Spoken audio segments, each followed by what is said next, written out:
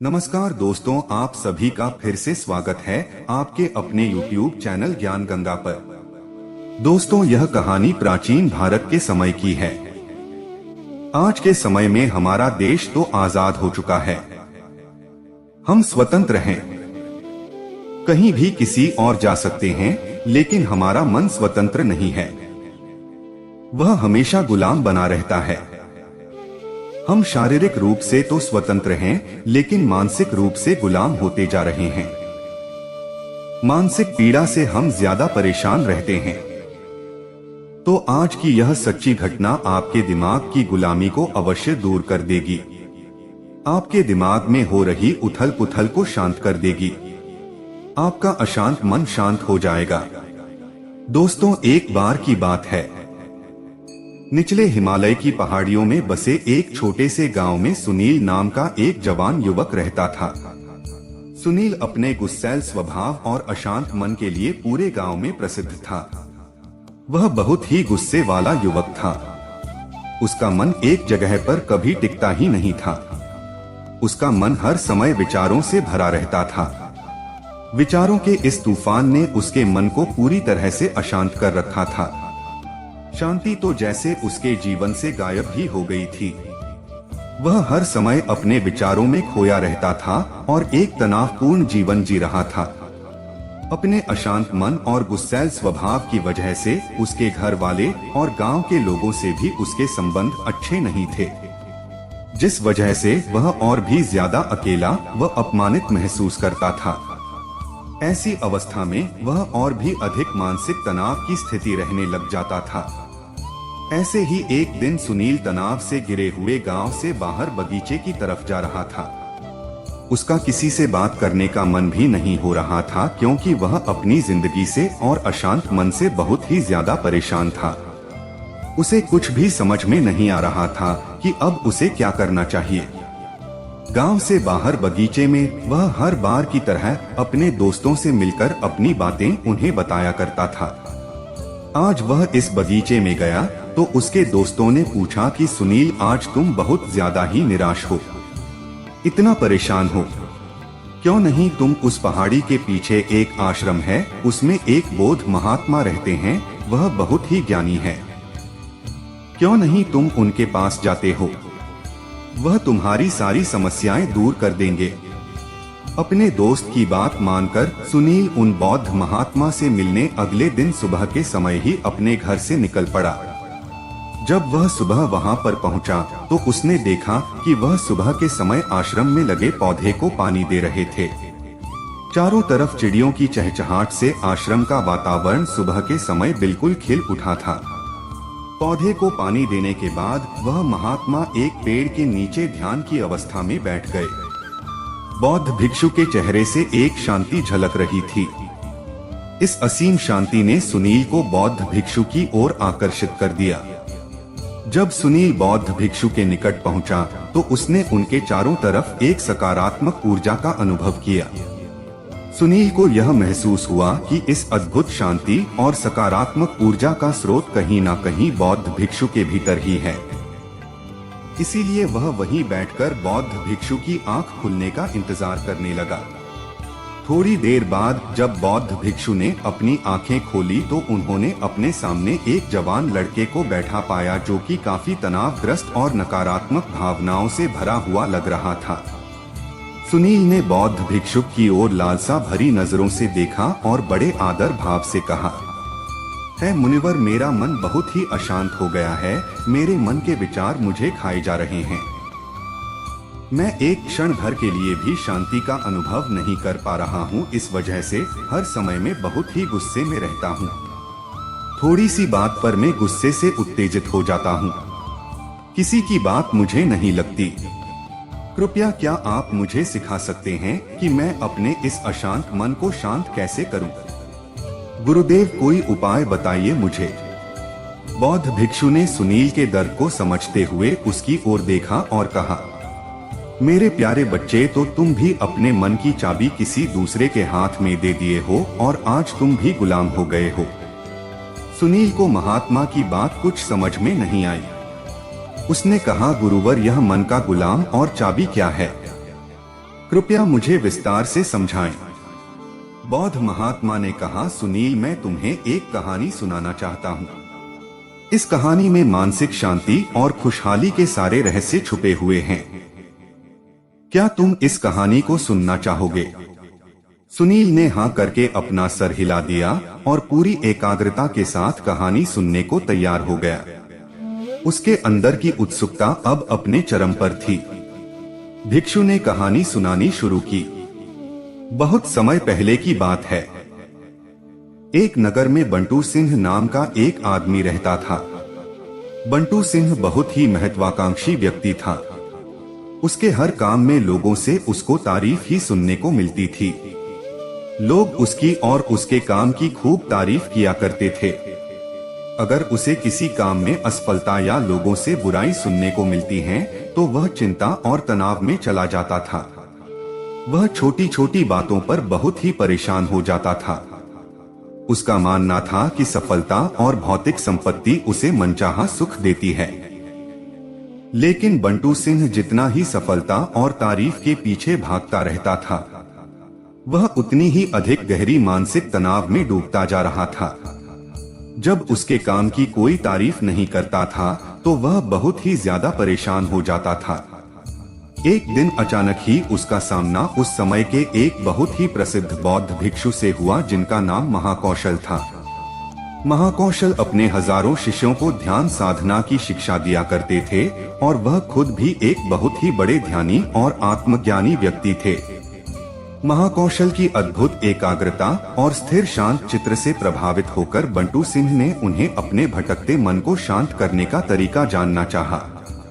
बंटू ने कहा, है महात्मा, मैं हमेशा सफलता के पीछे भागता रहता हूँ और लगातार और भी अधिक पाने के लिए प्रयास करता रहता हूँ, फिर भी मुझे कोई स्थायी संतोष नहीं मिल पाता। मैं सफल भी हो जाता हूँ, लोग मेरी तारीफ भी करते हैं, लेकिन मुझे अंदर से संतुष्टि नहीं मिल पाती। मेरा मन भटकता रहता है गुरुवर, मुझे इस बेचैनी से और इस अशांत मन से छुटकारा पाने के लिए कृपया करके कोई उपाय बताइए। बौद्ध महात्मा ने उसकी तरफ करुणा भरी नजरों से देखा और उत्तर दिया, तुम्हारा मन अशांत नदी की तरह है जो हमेशा बहता और दौड़ता रहता है, कभी भी स्थिर नहीं रह पाता।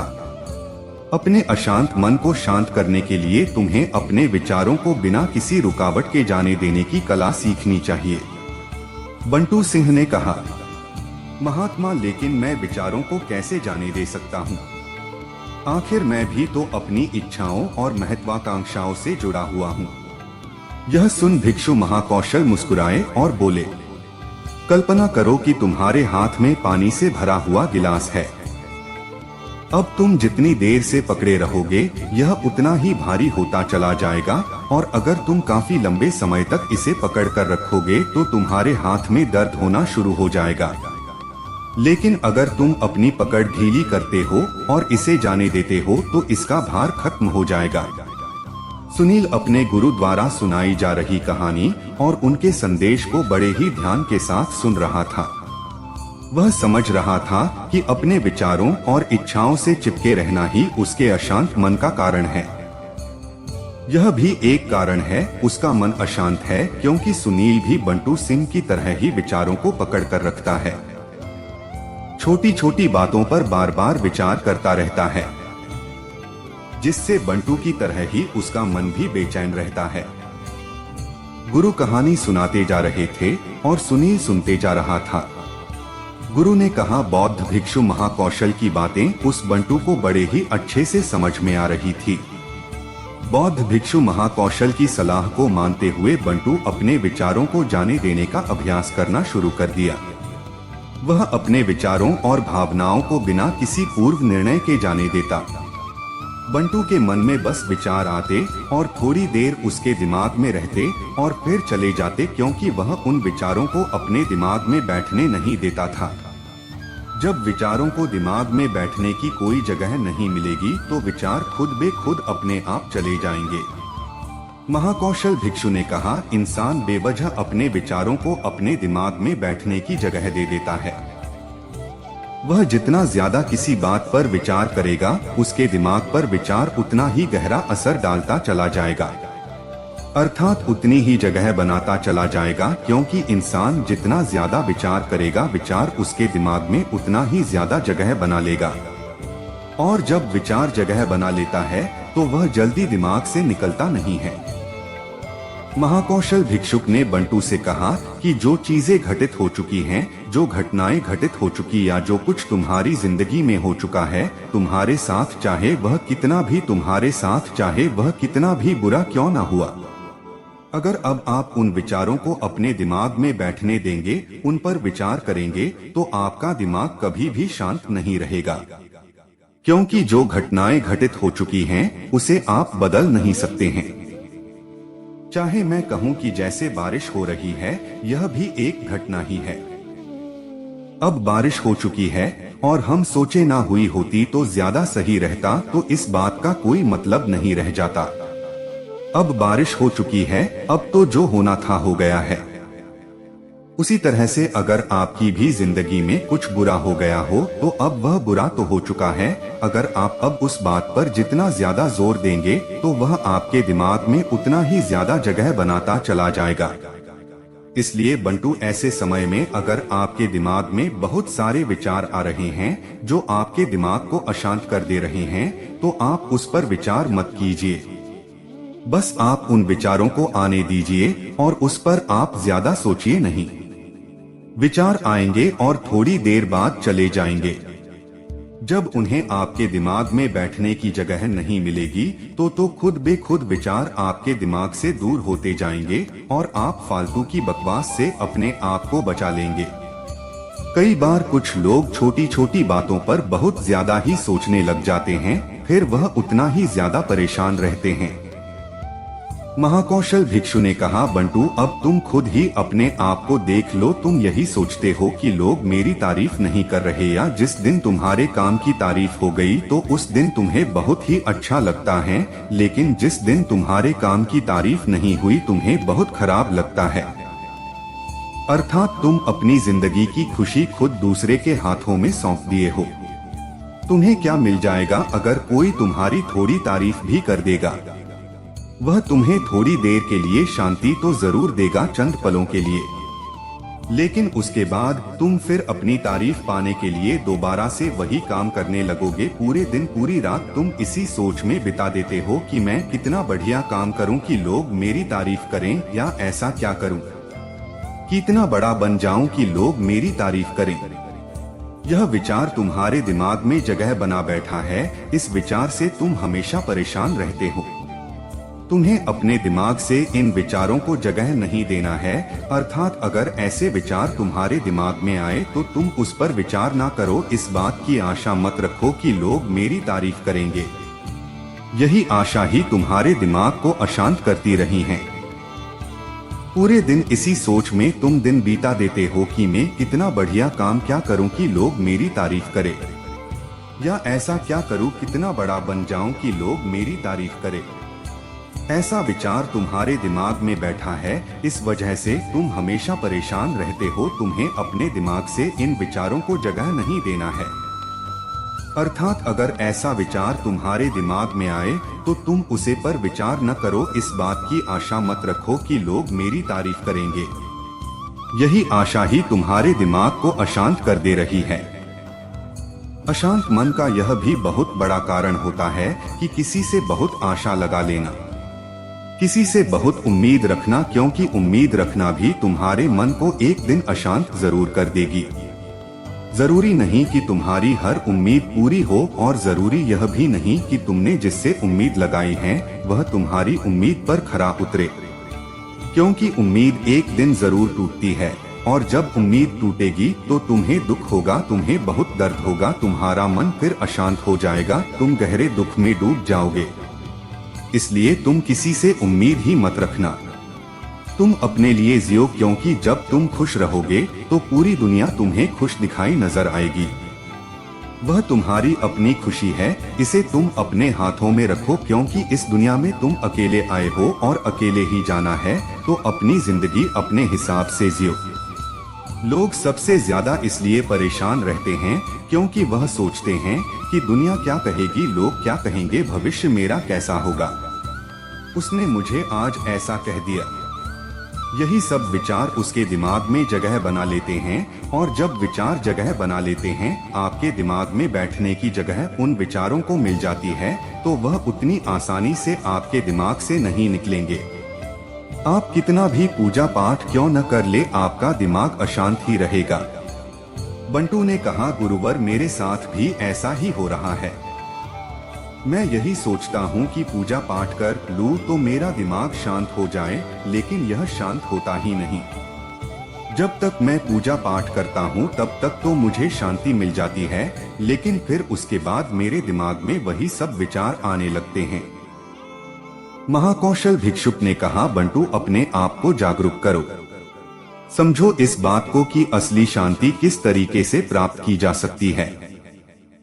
पूजा पाठ तो तुम्हारी नित्य प्रतिदिन की क्रिया है, इससे तुम्हारा दिमाग शांत नहीं होने वाला है।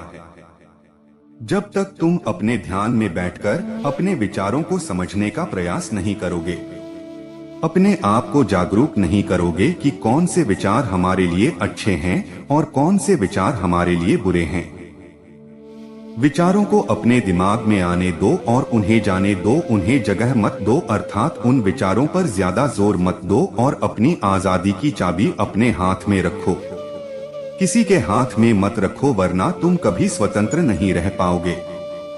शारीरिक रूप से तो तुम आजाद हो, लेकिन आंतरिक रूप से तुम गुलाम हो। आंतरिक रूप से भी खुश होने का प्रयास करो, आंतरिक रूप से भी खुद को स्वतंत्र रखो। अपने स्वतंत्र होने की चाबी अपने हाथ में रखो। यह दुनिया है, इसका काम है बोलना, बोलकर आपको परेशान करना।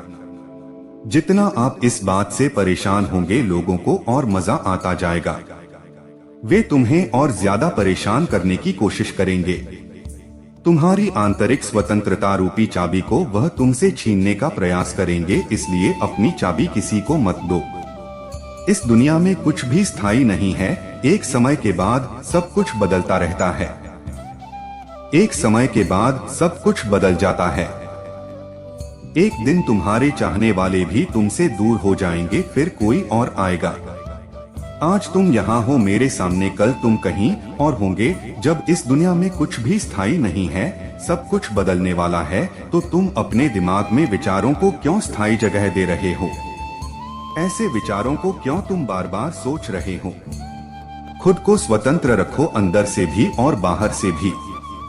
अंदर से स्वतंत्र रखना बहुत ज्यादा जरूरी होता है। महाकौशल की बात सुनकर बंटू को सब उत्तर मिल चुका था। इधर गुरु ने कहानी का अंत किया और कुछ देर शांत होकर सुनील से पूछा। सुनील कुछ समझ में आया तो उत्तर मिला कि नहीं।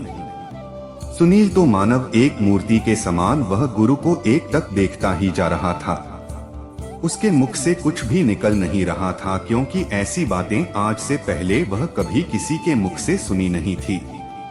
यह ऐसी कहानी अपने गुरु के मुख से सुनी कि जो शायद उसे जीवन की सच्चाई बता गई।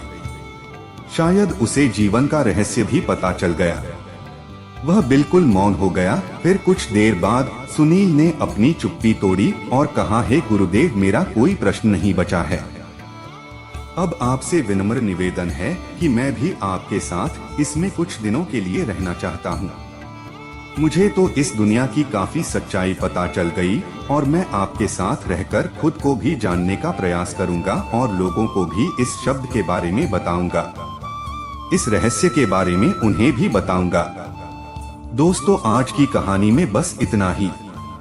मुझे उम्मीद है यह कहानी आपको जरूर पसंद आई होगी और आप पहली बार हमारे चैनल पर आए हो तो इस चैनल ज्ञान गंगा को सब्सक्राइब करना मत भूलिएगा। वीडियो को अंत तक देखने के आपका बहुत बहुत धन्यवाद।